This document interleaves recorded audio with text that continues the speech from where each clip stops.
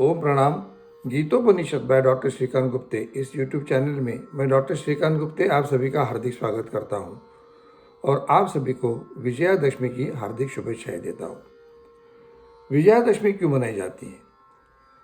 विजयादशमी के दिन माता दुर्गा को महिषासुर के ऊपर विजय प्राप्त हुई थी। भगवान श्री राम को रावण के ऊपर विजय प्राप्त हुई थी और इसी दिन पांडवों ने जो उनके शस्त्र अस्त्र जो शमी के वृक्ष के ऊपर रखे थे उनको निकालकर उनकी पूजा कर दुर्योधन की सेना के साथ युद्ध किया था और उनके ऊपर विजय प्राप्त की थी। इस तरह से हर एक युग में विजयादशमी का महत्व हमें दिखाई देता है।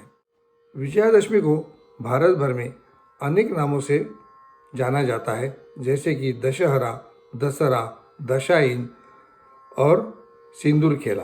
इस तरह से हर एक भाग में, हर एक प्रांत में विजयादशमी को अनेक अनेक नामों से देखा जाता है। विजयादशमी का महत्व ये है कि यहाँ पर हमें अच्छाई की बुराई के ऊपर विजय दिखाई देती है। विजयादशमी के दिन हम बुराई के ऊपर अच्छाई की विजय को मनाते हैं। हम नवरात्रि में माता दुर्गा की प्रतिमाएं, माता दुर्गा की मूर्तियां स्थापित करके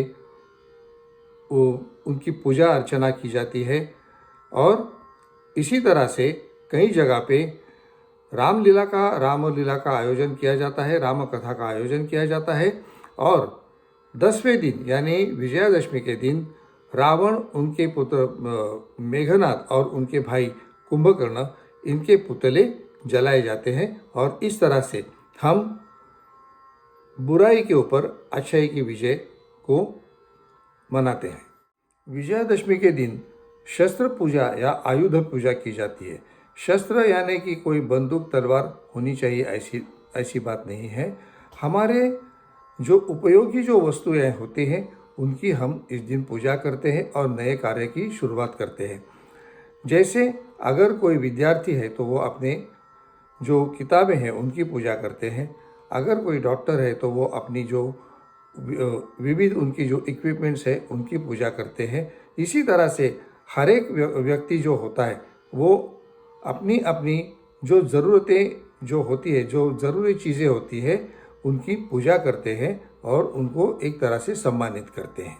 विजयादशमी एक बहुत ही पवित्र और शुभ दिन माना जाता है और इस दिन सुवर्ण इत्यादि धातुओं की और रत्नों की खरीदारी की जाती है और ऐसा माना जाता है कि स्वर्ण इत्यादि की खरीदी इस दिन होने के बाद में अपने घर में एक तरह का ऐश्वर्य आ जाता है।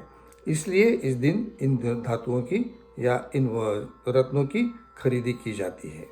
विजयादशमी के दिन महाराष्ट्र में सोनपत्ता यानी आपटा, ये जो वृक्ष होता है उसके पत्ते घर में लाकर उनकी पूजा की जाती है और बाद में ये जो पत्ते होते हैं वो आपस में बांटे जाते हैं और एक दूसरे को इस तरह से पत्ते देकर एक दूसरे को विजयादशमी की शुभकामनाएं दी जाती है।